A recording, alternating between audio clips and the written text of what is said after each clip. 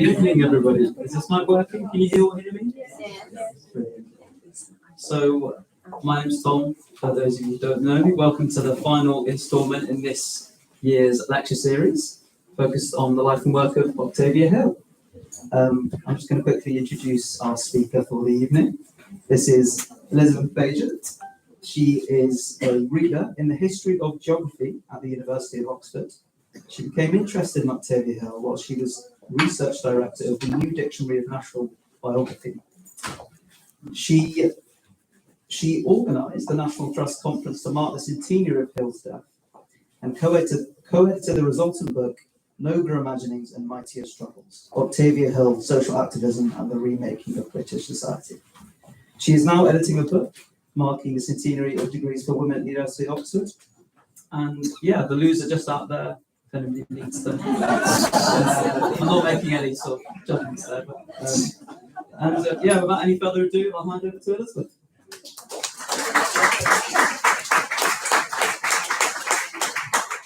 Well, thank you very much. But the first thing, of course, to check is that the microphone's working. Is that no? Just a bit up.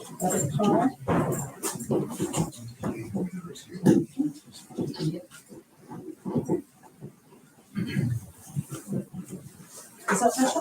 No. We'll just turn up the game. Yeah.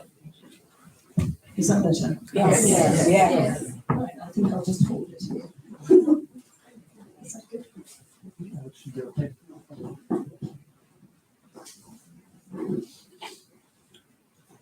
That should be okay, I think. Yes. Perfect. Good. Well, on the subject of lavatories, we're talking about Octavia Hill, who was the founder, one of the founders of the rather splendidly named Ladies Sanitary Association. So we'll come to that later. It's a fabulous organisation, as you can tell from the title. But the theme tonight is to try to give you an overview of Octavia Hill, but not simply a biographical account, to try to show you something of her legacy, the principles that governed her work, and maybe in the discussions afterwards we can think about how her legacy is working out today.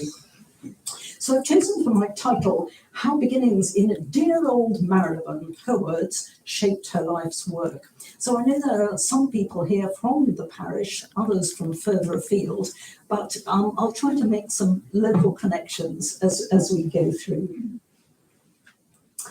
So Hill, I think I'm just going to hold that, actually. So Hill was born not in the parish, but in Wisbeach in Suffolk. And you can see she was born into rather, if not grand, than extremely comfortable circumstances. Her father was a corn merchant in what was really a very profitable agricultural part of the countryside. So she was born into this household of money, of lots of children. Octavia, she was her father's 8th child. And it was a loving home, it was a happy home, and it all looked set fair. Her father, James Hill, was an Owenite socialist. He believed strongly in cooperation, and he believed strongly in the education of working people. And he did lots of socially engaged activities in Wisbeach, but the main thrust of his cooperation was to set up a utopian cooperative settlement at a place called Minnie, which is just outside Wisbeach in 1838. And this had splendid principles, but the practical working out of it was beset with difficulties. And in the end, that plus an agricultural depression, which was going on at the same time, led to his bankruptcy and to his mental breakdown. So what had seemed set fair for a very pleasant life in some ways for Octavia Hill really collapsed very, very early on. And the family became dependent on Octavia's mother, Caroline Hill, who was herself very distinguished in the public realm. She was an educationalist, She was a published author on education, and she was a woman like her husband, had very strong moral principles. She was a Unitarian and brought up her children with a very keen sense of social responsibility. So what was established from that early upbringing in Suffolk was this overriding sense, I think, of individual responsibility, that the wealthy had a responsibility to society in general, not just to their own families. A commitment to work, furious work, governed Octavia Hill's life from a very early age, through almost to her death. And also a very strong realisation that idealism, which her father possessed in abundance, wasn't enough in social reform, because she saw the personal calamity, but also the more general unsatisfactory nature of that utopia community. So the practicalities, the need to have a scheme of work, of social intervention that was actually sustainable and where the practicalities were thought out, was really something that had governed the rest of her life. So she spent most of her adult life in Marylebone. So this is the bit about Marylebone. We'll talk in more in general terms about her work later. But after her father's bankruptcy and breakdown, the family became very itinerant. But by 1852, they'd moved to central London, and by 1860, they'd moved to the parish of Marylebone. So first to Nottingham Place, just round the corner from where we are now, and their house there was both a home and a school. And Regent's Park was used for the pupils' exercise.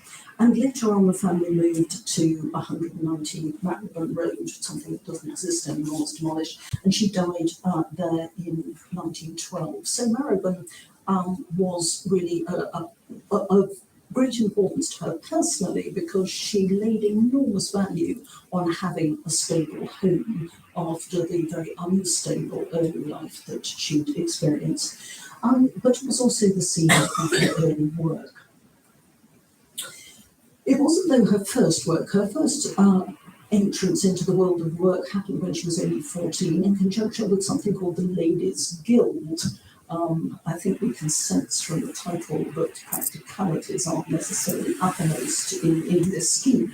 The Central Guild was a project of Christian socialism. It was underwritten by a Christian socialist philanthropist, Edward Van Sittart Neal, and the basic idea was that children from the local school would make toys, and particularly dolls' house furniture, under the supervision of ladies, and then who would themselves be employed, so they'd earn a wage for their work, and then these would be sold and the thing would be self-funding.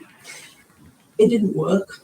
The children, unsurprisingly, couldn't make work of a high enough standard actually to be saleable, and it relied on a stream of philanthropic donations, which in the end dried up. So it's another personal experience of a well-intentioned scheme that doesn't actually have within it the sort of the seeds of sustainability.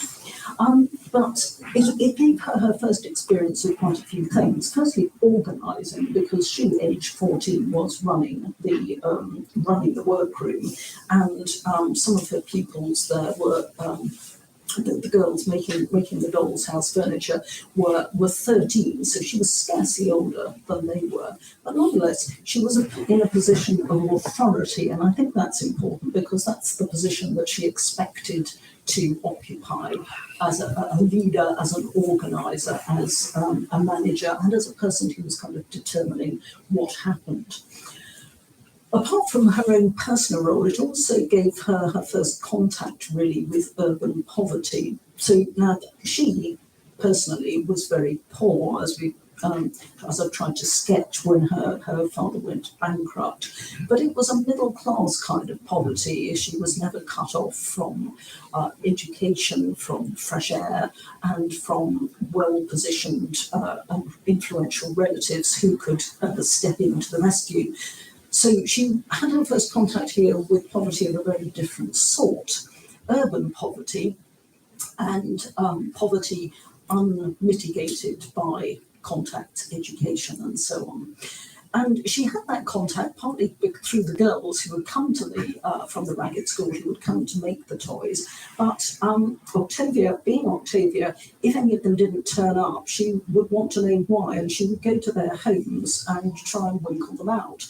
And she realised at that point really the horrific conditions in which a lot of people in London were living. So she actually had first-hand contact with that. But kind of secondarily, after she'd already got to know the girls as people rather than sort of exemplars of the working class or exemplars of poverty, she knew them as people. She then discovered their wretched living conditions. So she had her first contact with urban poverty. She had her first contact with Christian socialism, that I'll talk about in a minute, and also with John Ruskin. I'm sure many of you are familiar with that. So Christian socialism, we've said that it was a Christian socialist philanthropist who kind of underwrote this Doll's House furniture project that Heath built. And Hill was really recognised as being quite exceptional by a large number of influential people early on. And one of those influential people was F.D. Morris, Frederick James Morris, who was an extremely influential Christian socialist. It was Mr. Morris, says Octavia Hill, who showed me a life in the creeds, the services and the Bible.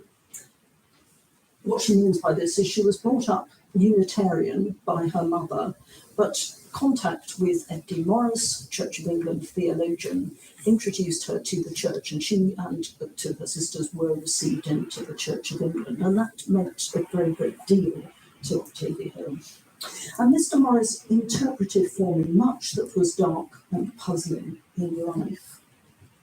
And Christian socialism was a philosophy that, in a way, was a reaction against the kind of evangelicalism that had marked the first bit of the 19th century. Christian mission work in that sort of early bit of the century was very much governed by the idea of sin and atonement. Boyd Hilton has written a very nice book called The Age of Atonement, in which he describes how the sort of presence of sin and the need for atonement governed all sorts of aspects of public life, not just theology and religious life. But there was a reaction to that, not least by Christian socialists, who thought that the emphasis that this dwelling on sin brought, with its emphasis on the afterlife, had led to a neglect of Christian responsibilities in the present life, in the earthly life. So they emphasised what we would call incarnation theology, so the idea that because Christ came down to earth, that kind of sanctified earth, and gave us a lot of, gave us responsibilities to improve life on earth, that wasn't a distraction from religious life, it was an integral part of it. I hope that's not too much of a caricature. We can talk in more detail about that afterwards if you'd like. So Christian socialism was really very profoundly important for Hill, as was Morris. And the other big influence at this point was John Ruskin. I'm sure you're all familiar with John Ruskin, the foremost art critic, social critic, of his age, art educator, environmental activist, all sorts of things have been claimed for Ruskin. And again, in Octavia's words, Ruskin has been here, that is, to the Ladies' Guild. All went as well as I could possibly wish. He was most delighted with the things, so the furniture that they've been making, as shown the wonderful power we possess of introducing and preserving colour. He gave us some most interesting and useful hints about colour. So Ruskin is regarding this as an artistic project in many senses. So the girls aren't being trained in the kind of useful skills that ragged school pupils normally were, so basic needlework and domestic service. They were actually working in an artistic medium. And Ruskin was very impressed with Hill, with her artistic sensibilities, and with her potential, and he actually employed her as a copyist. This is one of the paintings that she copied for Ruskin. So this is a Bellini painting, which is now in the National Gallery, and Ruskin was in the middle of writing his monumental book, Modern Paintings. And modern painters, I beg your pardon.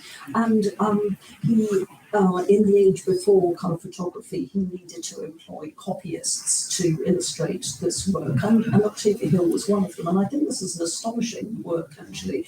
Her grandfather's companion was an artist, so she may have had some training there, but it really is extremely accomplished piece of work. So Ruskin saw her artistic potential and hoped that she would carry on with the copying work.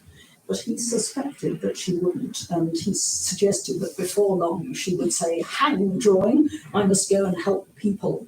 And indeed she did. She turned from what's called artistic work to human work. And this is really where the well-known story of Octavia Hill begins. And I want to look at Hill was many things, as we'll see as we go through. We've already mentioned the Ladies Sanitary Association as one of her pioneering works, but her main work that she dedicated her early life to, and which really governed the whole of her active working life thereafter, was as a housing manager. So what was the problem with housing? What was the solution? And what was the Octavia Hill system? Now, I put that Octavia Hill system in inverted commas. Lots of people have tried to identify an Octavia Hill system. She rejected the notion of having a system because she thought that was rather rigid, and she thought one should preserve the flexibility to respond to the needs of the time and place. But nonetheless, I think we can pick out some of the essential characters of her work there. So, the problem, the solution, and her solution. The problem really was that there was a tremendous amount of urban squalor in London, and this was troubling to all sorts of people. It was very, very widely recognised as a problem, so it wasn't distinctive of Octavia Hill that she recognised the problem. And it was thought to be sort of inexplicable in many ways. London, the centre of the metropole of a huge and expanding empire, a sort of temple of civilization, as was thought in many respects. How could this urban squalor exist? And how could the kind of uncivilized behaviour that was observed in these poor urban houses, how could that exist? I think most people observing the problem linked bad housing and bad environment to bad living, as they would call it. So there were two sort of approaches to this. There were those who thought you should improve the people and the houses and the environment would get better. And so there were lots of solutions suggested for that. We've got the drawing down there is of a Band of Hope meeting, and the little boy is signing the pledge so that he's not going to drink. And the posters around the room are exhorting him to observe the Sabbath and sort of lead a religious and moral life. So drunkenness was going to be addressed by this kind of temperance work, and then people would not spend all their rent money on alcohol, but they'd have money to pay the rent for a decent house. And similarly, the photograph there is of a ragged school where poor children were educated, and the idea, yes, is if people are educated, their tastes are improving, they'll learn all sorts of good lessons about thrift and so on. And once the people are better people, the housing problem will sort itself out. People will pay the rent on time, lead regulated, ordered lives, either take care of the house they've got or move to a better one. So people first, housing improvements will follow.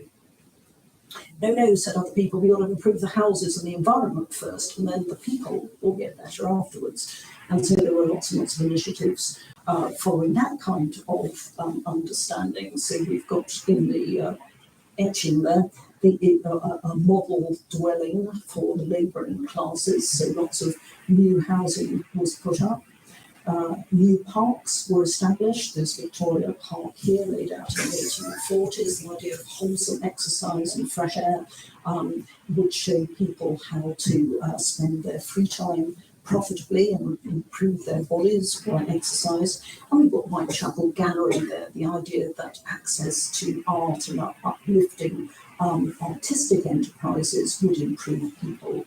And once people had all these influences from a better environment, they would become better people. So there was a sort of binary being set up there. And Hill's system, if she had one, was to include everything, the housing and the environment and the people. She thought that you couldn't, there was no point sort of targeting one and hoping the other would follow. You had actively to intervene in all these areas.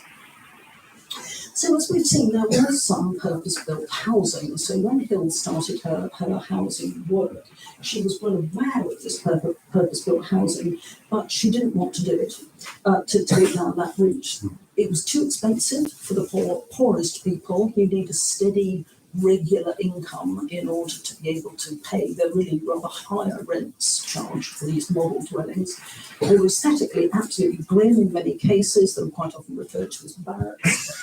And you needed quite a lot of money to put them up, and Hill never ever had any money of her own.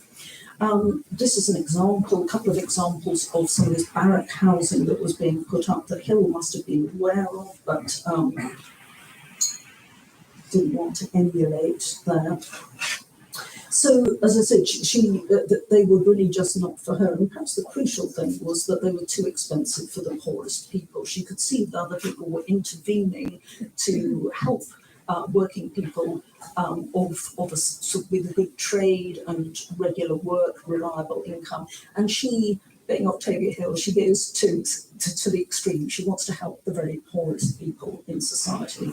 So her idea was to improve existing housing, and she was calling it cottages. Which has to us a slightly sort of rustic, wholesome, rural feel, but was really used at the time to indicate some of the worst possible housing that there was.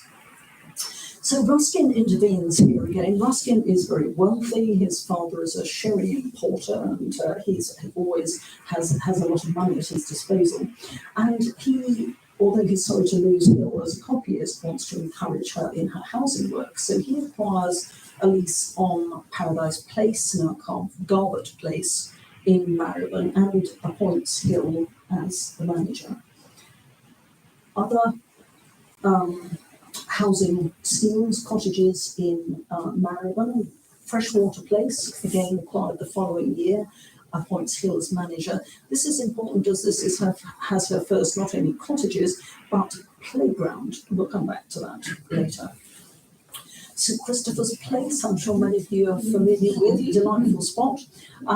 Now rather grim at the time, so she takes that on. And an important thing to notice from the image, just as we go past, I'm afraid the pointer doesn't work on the screen, so I'll just point to it with this lower tech option. That is a statue of St Christopher, which she installed, so we'll think about that later.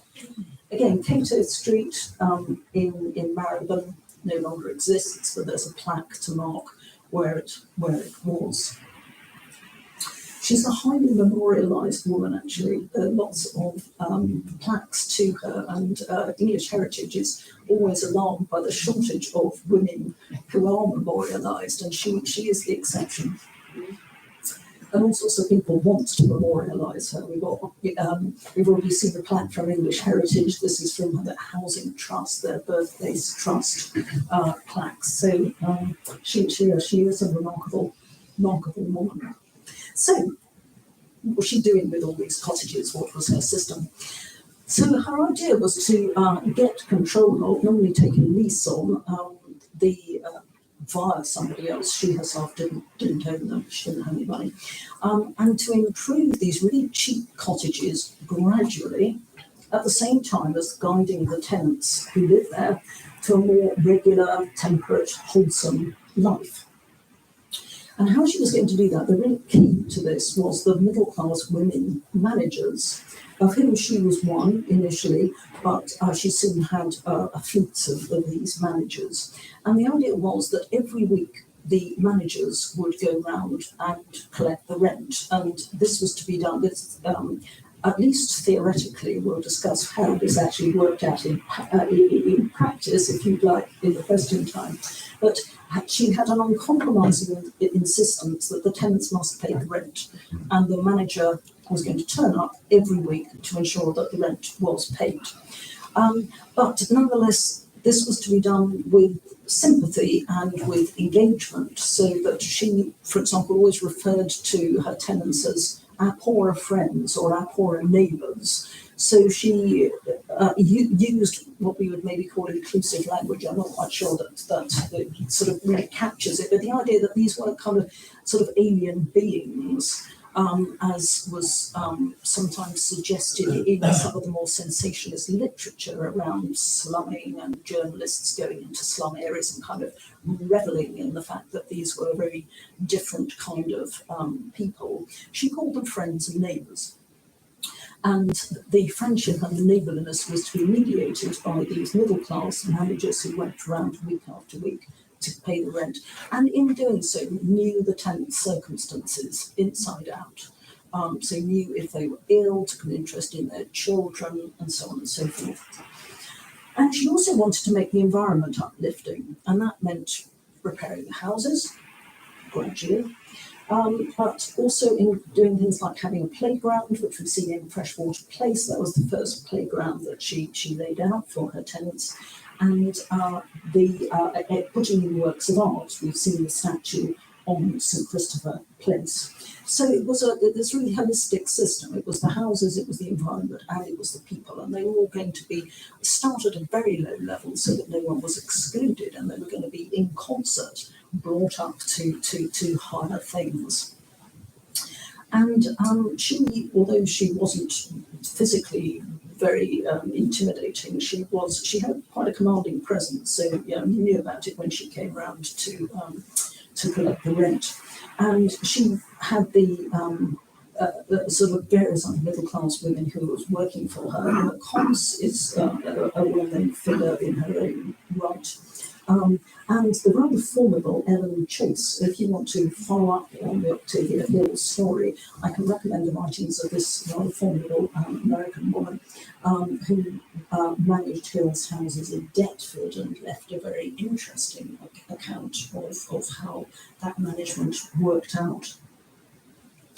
So Hill concentrated on these really poor cottages, but she did build some purpose-built housing later on, but it wasn't those broom barrack type things, it was cottages, the most famous of which is the Red Cross cottages, and I'm delighted that we've got residents of those cottages with us in the audience, and one of the attractions now of the Red Cross cottages is their splendid garden. And again, our audience contains people who've been involved in restoring that garden, as we can see.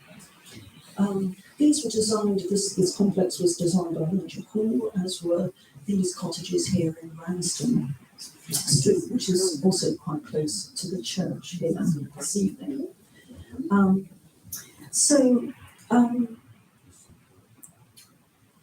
What was going to be guiding the tenants? So we've said that tenants must pay rent, but the point of that wasn't simply some sort of arbitrary ruling. It was to encourage them to be thrifty and to develop habits of budgeting. They were encouraged to lead wholesome lives, but that didn't mean getting them to sign a pledge in some kind of mechanistic way and then hoping that all worked out well. It actually meant teaching them, encouraging them, guiding them. So you didn't just say, go out and get some fresh air. She would take people out on Sunday walks to the countryside. She would encourage them to grow flowers. She would encourage them to do arts and crafts, showing them how, providing materials and so on. So it wasn't simply sort of exhortation from a distance. She was actually really closely involved in the day-to-day life of her tenants, and had no illusions about how hard that was going to be. You know, I remember her one part she writes about her tenants don't go out to the countryside because they don't feel they're well enough dressed.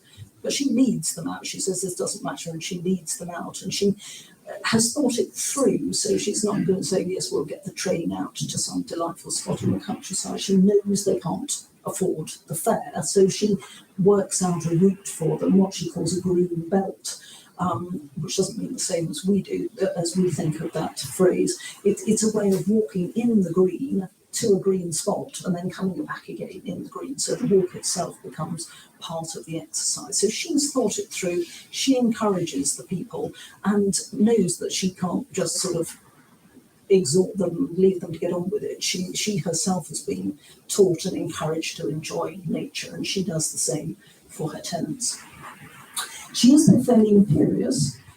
It's not just paying the rent on time that she doesn't like amongst her tenants. There's a sort of documented case that she threatened to turn the tenant out as he wouldn't let his children, his daughters critically, go to school. So she demanded a lot from her tenants. And we'll come back to that later on because I think it's quite important. So her housing is perhaps the thing, apart from the National Trust, which we'll get onto in a bit, that she's best known for, but it wasn't the only thing. We returned to the theme of lavatories, so sanitary work, and her work as one of the founders of the Ladies' Sanitary Association, which was dedicated to removing the ignorance of sanitary science. So it published excellent books like The Black Hole in Our Bedroom, Always Watching the Children. I'm sure they were good reads. And the idea was that educated middle-class women who thought of themselves as having some kind of scientific competence, and I think that's quite interesting. You know, she's got artistic competence, but she also has an interest in scientific competence as well. To encourage people to, in their homes, to adopt good hygiene practices with the idea of keeping disease at bay, but also campaigns for things like public lavatories for women. If you ever wonder why there are lavatories in department stores, it's because the Ladies' Sanitary Association pioneered them. Before, it was a really serious problem. Before that, women couldn't go out for a day because they couldn't go to the loo. And if you think how often they're pregnant, they really quite need to go to the loo quite often. So the Ladies' Sanitary Association pioneers the provision of lavatories for women. It was an equal opportunity organisation, of course, but there were urinals, public urinals for men. But these are lavatories for women. So she's incredibly practical. And it's bizarre, isn't it, to think that there are blue plaques to people who pioneer public lavatories, but it's really just thoughtful and important in people's daily lives. She was also, as we've suggested, sort of keen on practicing artistic awareness, but she was also keen on the work that artistic enterprises could do. And she, with her sister Miranda, founded something called the Curl Society, and it was named after this deeply obscure person, John Curl, who was the man of Ross, who was supposed to be a sort of philanthropist who was interested in all kinds of good works. Not a very catchy name. I suppose in a way it's more catchy than the Ladies' Sanitary Association. Anyway, the Curl Society, what was that all about? Back to Hill herself, let her tell us what it's about. So she says that men, women and children want more than food, shelter and warmth, i.e. the thing she's thus far dedicated her life to, good housing. They want, if their lives are to be full and good, space near their homes for exercise, quiet, good air, and the sight of grass, trees and flowers. They want colour, which shall cheer them in the midst of smoke and fog. They want music, which shall lift their hearts to praise and joy. They want suggestion of nobler and better things than those that surround them day by day. So that was the programme of the Curl Society. You can see she's writing in something called the Charity Organisation Review. That's the publication of the society, the Charity Organisation Society. I don't talk about that a great deal, but we can pick that up afterwards if you like. So the Curl Society is trying to put things like open space, art, music at the disposal of everybody to make them accessible to all, because it's not simply enough to improve their houses. And perhaps one of the best examples of this is at Postman's Park, so called because lots of yes, that's it going on in the audience. It's perhaps typical of her work. So I think the first way in which it's typical is that I keep saying she doesn't have any money, and she doesn't have any money, so she wants to make green space in the City of London, and she can't buy it. She doesn't have too much success in persuading people to buy land for public parks. But what she does have success in is persuading churches, which are in the process of closing down their own churchyards because they're getting full and insanitary, Ladies Sanitary Association, persuading them not to sell off their churchyards, but to leave them as open land for parks, and to be open parks, to be accessible, not just sort of with a railing around looking pretty, but actually being accessible. So she was involved in setting up Postman's Park through the Code Society. And if you look at that sort of structure here, that really, I think, tells us, sort of epitomises what the Curl Society was about. So in the middle of this accessible green space is a selection of monuments to heroic self-sacrifice. And the heroes who are being memorialised here are ordinary people. So here we have one to Alice Ayres, daughter of a bricklayer's labourer, so you can't get much lower, frankly, than a bricklayer's labourer, who by intrepid conduct saved 3 children from a burning house at the cost of her own young life. So we get this idea of nobility coming in, the idea that everybody, rich or poor, can live a noble life, as you would call it. Again, we'll pick that up later, but I think what we notice here is that George Watts, a famous artist, is involved in designing these. William de Morgan is involved in making these tiles. So again, she's incredibly influential. She's got really sort of first-rate artists, arts and crafts people engaged in her scheme. But what they're doing isn't sort of memorialising the great and good, it's memorialising the daughter of a bricklayer's labourer.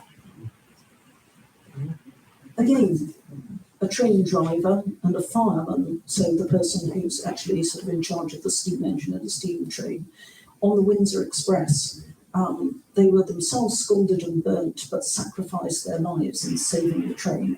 They caused the train to stop, so the passengers didn't die, but they themselves died in that tragedy there. So heroic self-sacrifice, ordinary people who had given their lives to help other people, and showing the possibility that ordinary people can act nobly. This isn't something reserved for generals and prime ministers and so on. Prime ministers is a poor example. But she might have expected better politicians than they were used to. But the idea that ordinary people could become, it could be heroes and deserved memorialisation. Again, in another Curl Society project, St John's Church, Waterloo, she has put on, sorry, I don't know whether you can see, just sort of obscured by this artistic trade, there's a frieze there, and it says, it's got a quotation from George Herbert, the poet and divine, all may have, if they dare try, a glorious life or grave. So again, the idea that nobility, glory, a life of gravitas, a life of worth is open to all. And she carried this on through the Curl Society in the Red Cross Hall. We've seen these cottages there, but the hall at the end here, that has, or at least had, some watercrane murals in it, and we get Alice Ayres again, the one who did the bricklayer's labourer's daughter is saving saving children from a going burning. She seems to be rather improbably there in there, but you can, it's rather dramatic mural. And as her sister said, beautiful pictures, music and architecture do more than merely delight us. This isn't merely a superficial kind of thing. I believe they make us better. And Octavia, her sister, was fully in agreement with that. And Octavia Hill said, it has been the first aim of the Girls' Society to raise the moral sense of the audience, particularly this is in connection with a performance of the Messiah that's just been put on. But in doing so, their taste is raised as well. So the two things go hand in hand. Messiah, obviously a theological text, it speaks to morality and to religion, but aesthetic sense is really important as well. And Octavia Hill, always the pragmatist, says that the drunkard or white wife-beater will be reformed by the sign of a fine picture is not, of course, to be imagined. But there can be no doubt of the influence for good, especially upon the young, of beautiful things. And I think that's important because there was a fair degree of mockery in the press, in novels of the time, of people who would show pictures to the poor, hoping that by some sort of unspecified way this would elevate their taste and stop them beating their wives or drinking or whatever. And Hill doesn't come in with those sort of ridiculous hopes and expectations. She hopes for incremental change. She hopes to find some form of connection on a higher level with her tenants and with other poor people.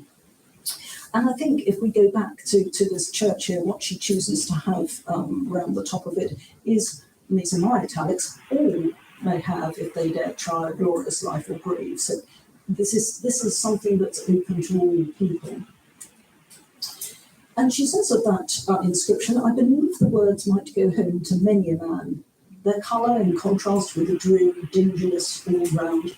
Some busy man might renounce a profitable bargain for the sake of some good deed, or a working man might be reminded that though his life was out of men's sight and occupied with little things, broken and wasted, there was the possibility of nobleness in it, if bravely and unselfishly carried on. And she writes quite movingly about some of her tenants who were in appalling circumstances, really. I mean, just no material goods at all.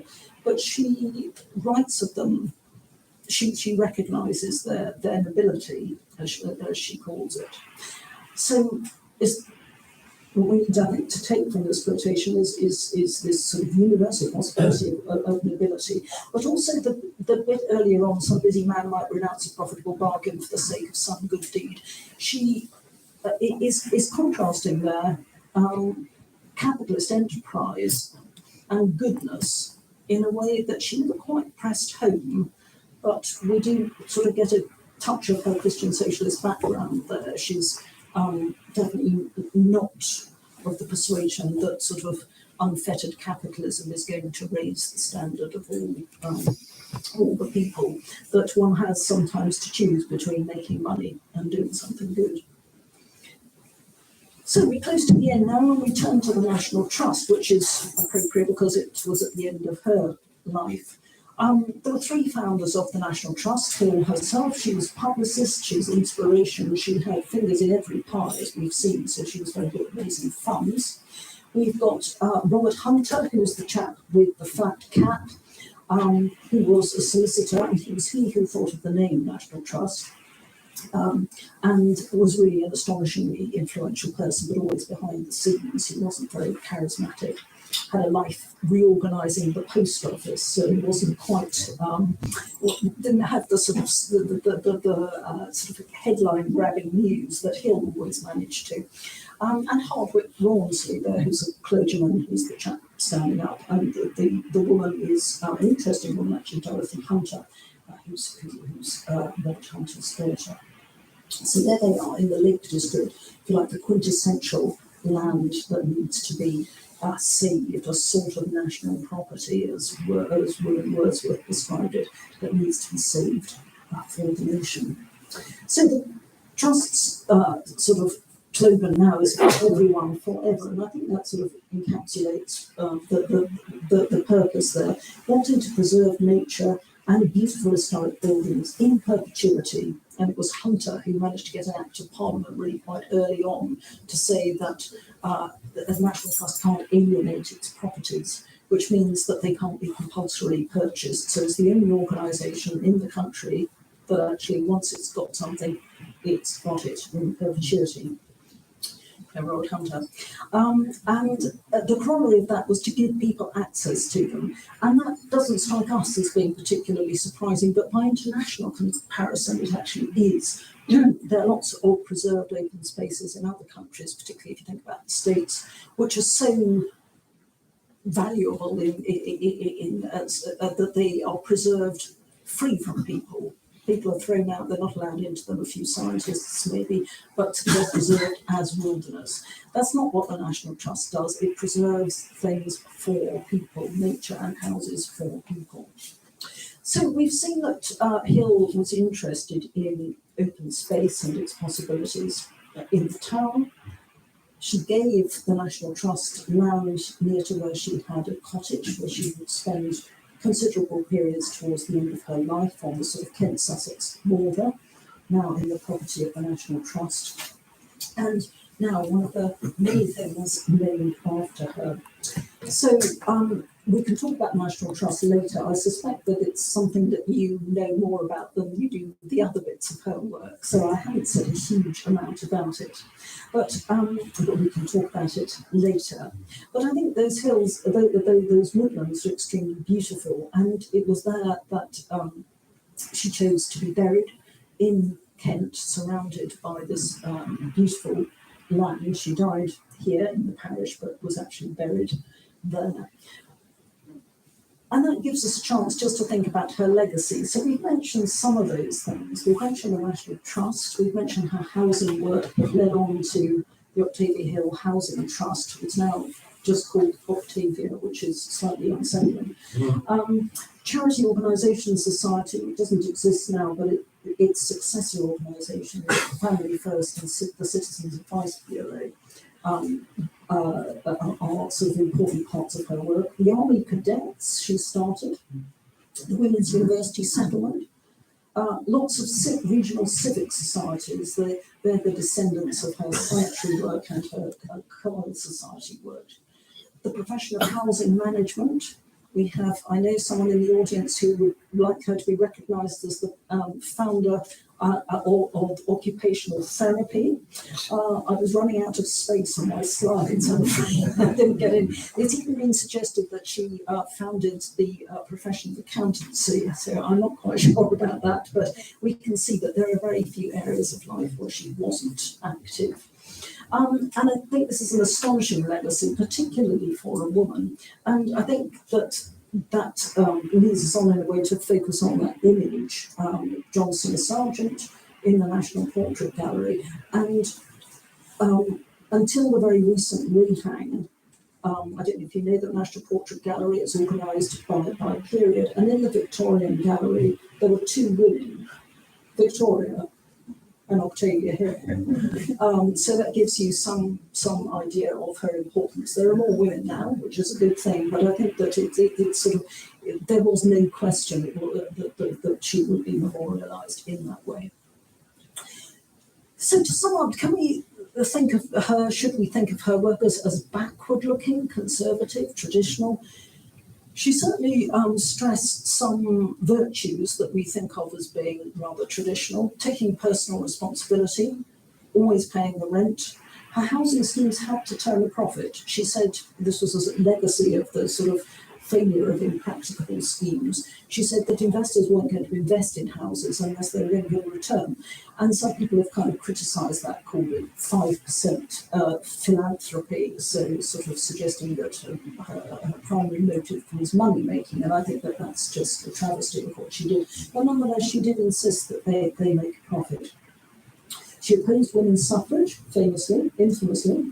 She opposed council housing, and she was always clear that it was middle-class people who were going to set the rules for poor people. So they decided what was noble, they decided what was uplifting and wholesome, and so on. So in many ways, she was quite conservative.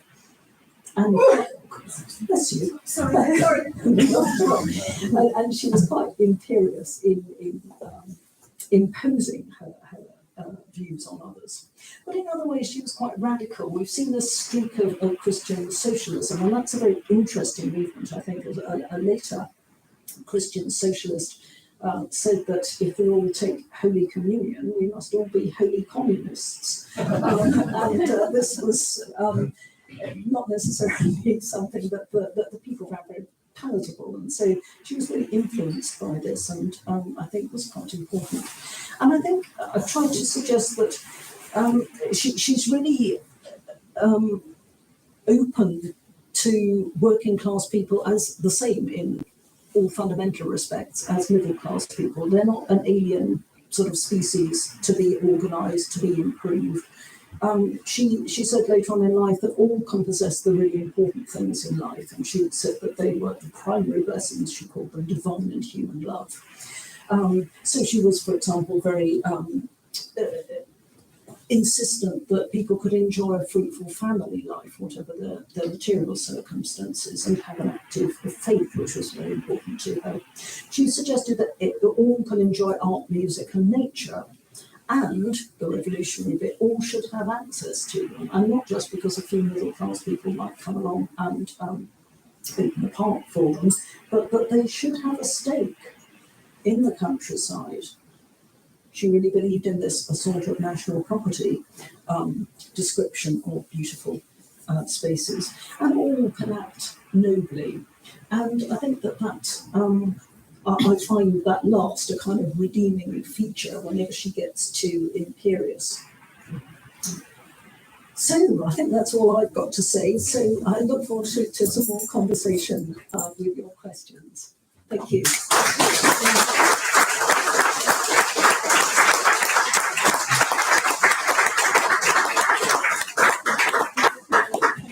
So, any questions for Dr. Elizabeth Baigent? I haven't bored you, Steve. No, oh, here we are. There we go. Thank you.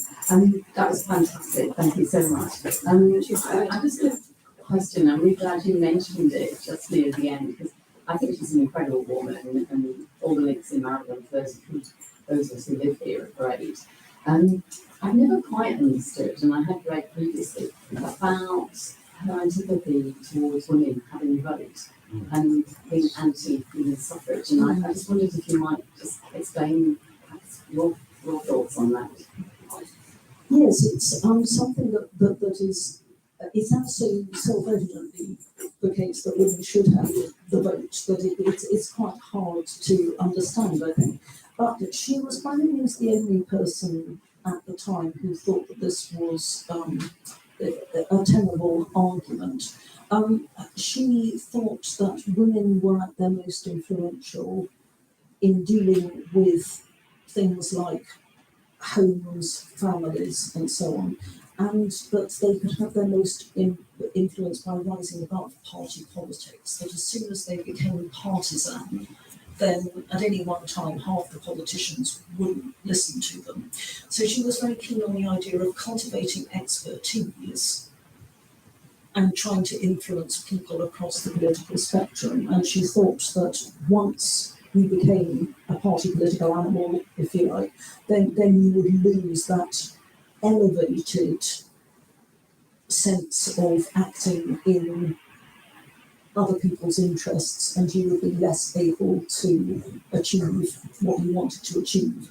And I think that's kind of intellectually tenable, and certainly for her, it was the case. There's a wonderful quotation from Miranda, her sister, who says, things have come to a pretty pass. We've had 3 cabinet ministers and 2 members of the House of Lords and a Duke turn up this week so far to speak to Octavia about her various projects.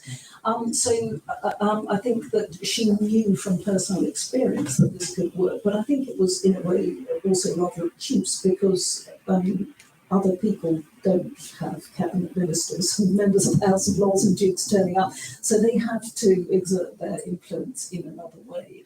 So I think that she was very keen on women taking positions of authority in local government. So at this time, local women did have the vote in local elections, and she was not opposed to that because local authorities did things like schools and housing, where she thought women had an expertise. But at this time, national politics was very, very much about foreign policy, military matters. It was what we used to call high politics, if you like, and she didn't want women to become sort of involved in that because she thought it would actually hamper their work. So whether or not you find that convincing, I think that was her argument. Okay, we have a question. Thank you. Yeah, it's also a question in relation to what she was opposed to. So I was interested that she was opposed to council housing. So was it because of the style of housing, that it was barrack style? I mean, obviously Peabody on Circus is a desirable kind of location now. So was it because of the style of housing, or what was she opposed to with the council housing? Yeah, she was opposed to this not on stylistic grounds because the LCC, the London County Council as it then was actually building very high quality housing. But she thought that it would corrupt people because their votes could be bought in local elections if their landlord was the council. So again, I think many people now see that as a sort of argument that works in principle, but actually she is criticised for having stood in the way of council housing getting going. I mean, she didn't stop it, obviously, but she maybe delayed it and was criticised for that. And I think although we can recognise many benefits of her system, it was never a sort of quantitative answer. She could never manage enough houses or get other women to manage enough houses actually to sort out the housing problem. And so that she undoubtedly had blind spots, and this was one of them, because as we know, sort of the provision of good quality council housing was one of the key factors in improving housing standards generally. So I think sort of good reasons, but not necessarily sort of good outcomes. She was maybe letting principles stand in the way of practicalities there. She is very often criticised for being opposed to state intervention of any sort, either at the local government level or at the state level. But actually, she does recognise, for example, things like the Artisans Dwelling Act, which is passed. She recognises that she can't do everything, and she does need a statutory basis for the improvement of housing, because this Artisans Dwelling Act also things like sort of requirements to have 3 drafts, fresh air, a certain amount of space and light, and so on. And although she's always criticised for opposing state intervention, she was actually in favour of the Artisans Dwellings Act. And she also doesn't rule out the possibility of the state in some form, unspecified, of buying land in order to save it. So she can't point to any examples of where that's actually happened, but she again recognises that however successful she is, there are powerful forces at work, and so she recognises that the state should step in some instances. So there's the caricature. She's anti-suffrage, she's anti-council housing, she's anti-state, she's a bit of a dinosaur. But I think there's a good reason for these things, and she isn't as opposed as she's sometimes caricatured to be. We have a question. Thank you, Dr. Baigent. It was a really fantastic talk. The question about F.D. Morris and something missing from the list of achievements of Octavia Hill, and that was women's education.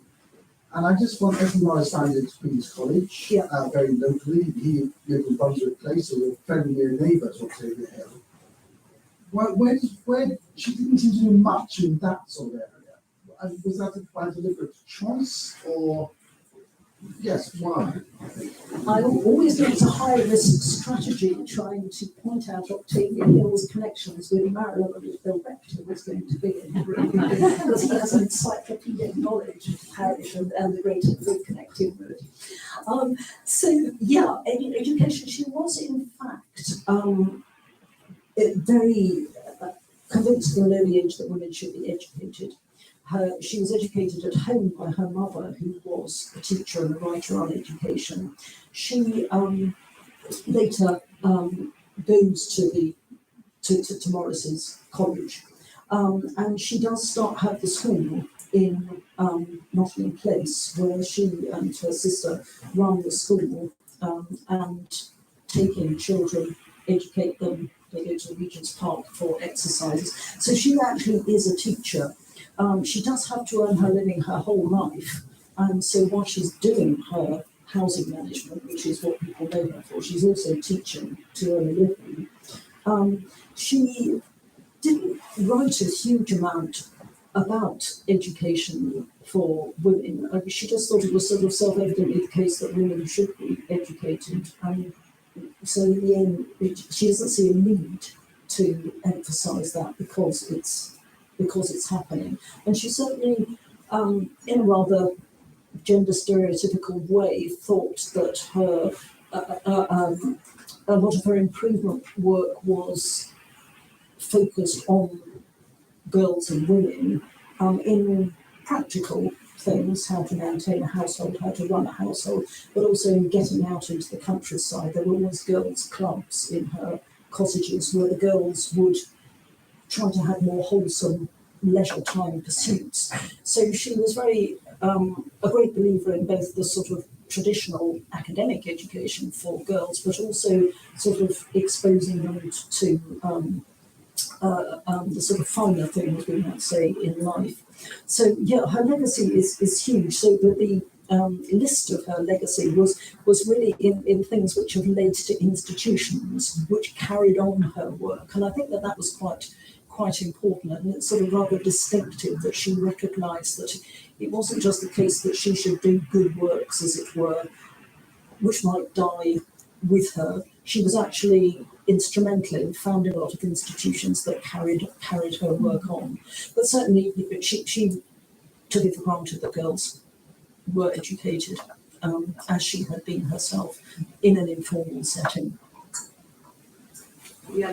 To what extent was she honoured and feted in her lifetime? I mean, the fact that she was, until the rehanging, the second woman, only the second woman in the Victorian galleries of the National Portrait Gallery, suggests that she was recognised at the time, combined with Johnson Sargent being the portraitist. But it's an interesting portrait that she wasn't really keen on it. A lot of her friends and supporters clubbed together to get Singer Sargent to do this, and Singer Sargent, I don't think, was very keen on the commission because she was hardly one of his sort of swagger portraits subjects. And there was criticism afterwards that she looked too soft and also well dressed. She was described as deliberately dressing badly. But she was feted in her lifetime, and one of the things that's unusual about her was that she courted publicity very, very skillfully. She was always writing to the Times to raise money for this, that and the other.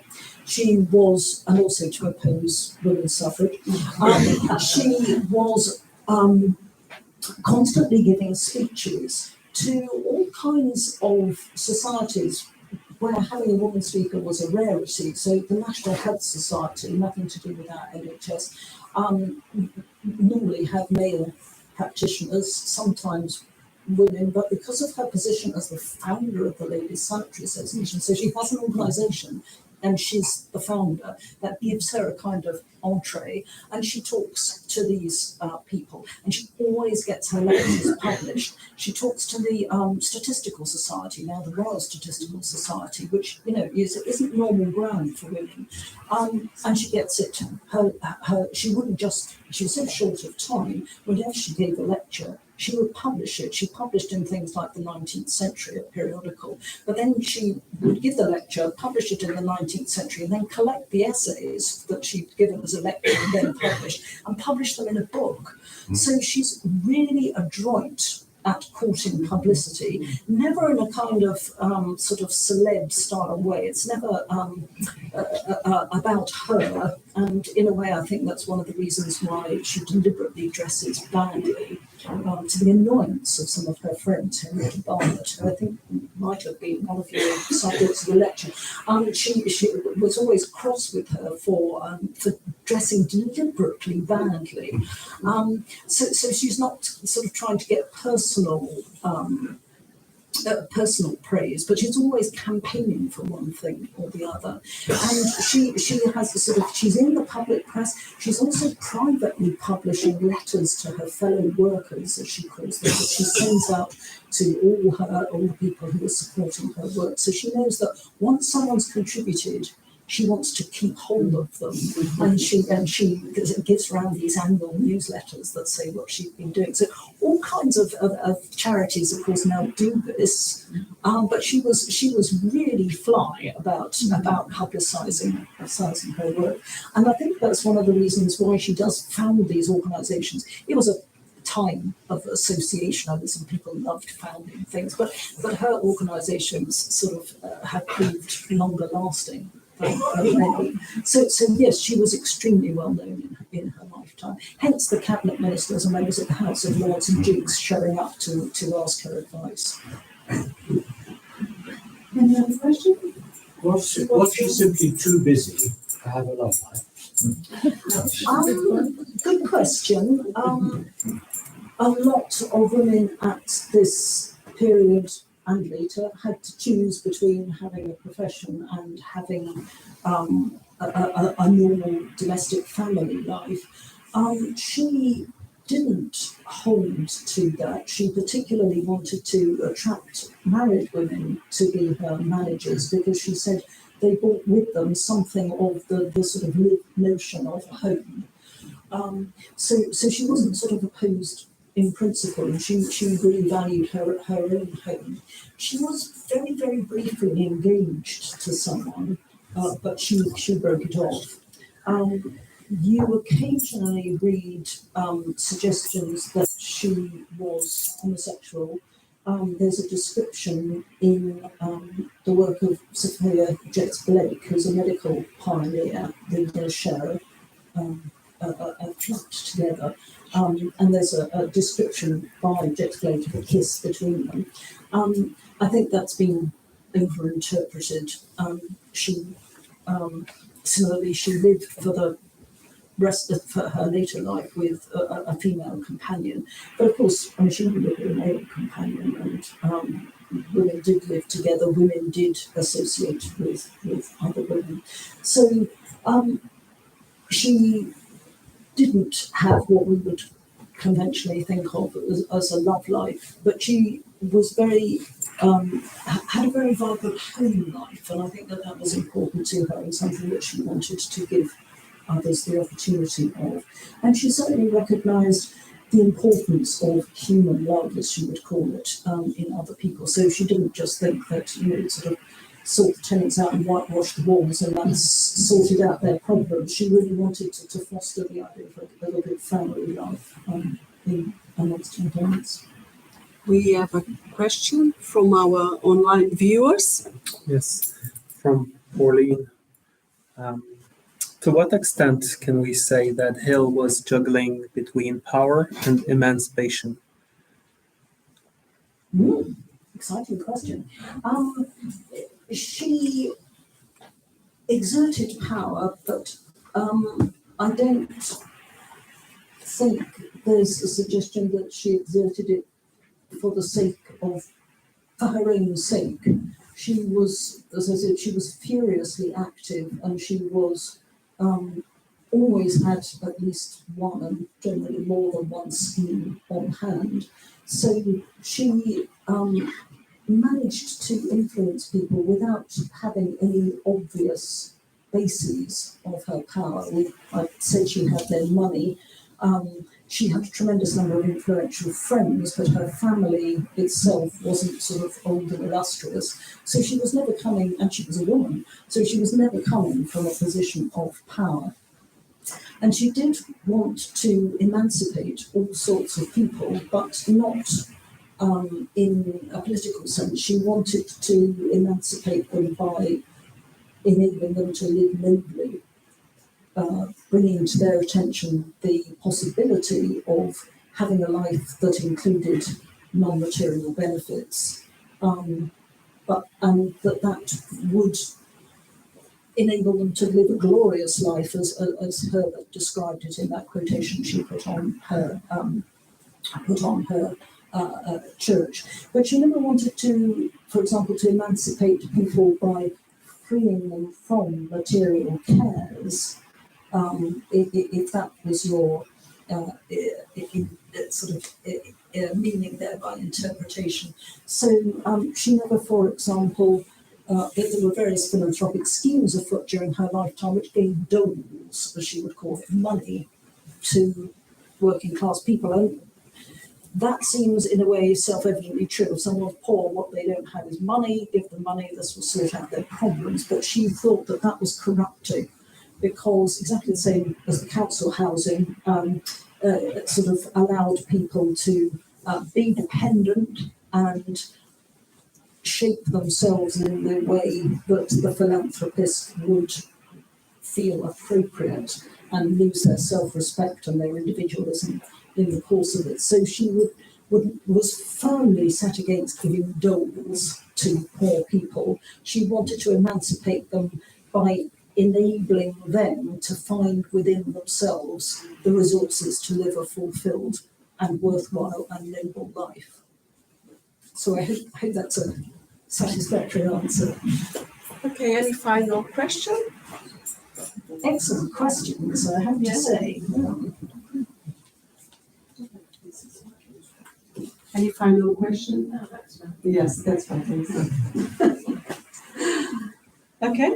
Yeah, just one quick question about the Bishop's Hall at Red Cross. Do we have a record of the activities that took place within Hall? Yes, there were some put on by Hill for the people. So she would rustle up singers of a really high calibre to come and sing. Messiah was one of the sort of standard things that was performed there. But she also, and this is really important, I think, she encouraged working people to do arts and crafts of their own. And you can sort of track this through these annual newsletters she would send to her fellow workers, and where there's a description of people having carved, the men in particular have done wood carvings, and that there's a clock that they've carved and various other articles. I can't remember exactly what, but so I think that it's for communal activities in which the working people are not just the audience, they themselves are creating work, and I think that that's important. A bit like a men's shed project. But not just for men, of course. Women and girls are very much encouraged. Okay. Well, thank you very much. Thank you, Elizabeth. I enjoyed it today for the lecture today. We have a new lecture series coming up in January, so please keep an eye on our website. And if you want to support our work, including this lecture series, please support us in donating. Our donation boxes, one is outside and the other one is by the bar. Before we say thank you again to Dr. Elizabeth Baigent, I just want to say thank you to Hella, because Ella, please stand up, Hella. Ella organized, developed, and planned all this lecture series. So thank you for that.